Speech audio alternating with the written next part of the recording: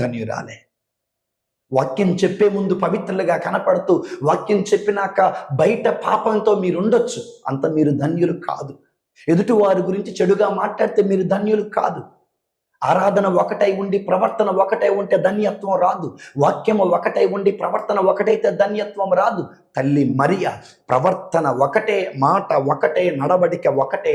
ఆమె విన్నటువంటిది మనసులో పదులుపరుచుకున్నది, జీవితంలో చేసి చూపింది. కాబట్టి యేసు ప్రభు అంటున్నారు, ఆమె మరింత ధన్యురాలు.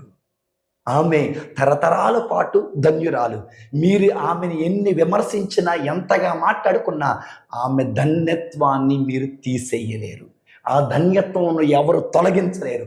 ఆ ధన్యత్వం నుండి మీరు ఆమెను దూరము చేయలేరు. కనుక దేవుని బిడ్డలారా, ఇక మరియ తల్లిని మేము గౌరవిస్తున్నామే కానీ ఆరాధించటం లేదండి.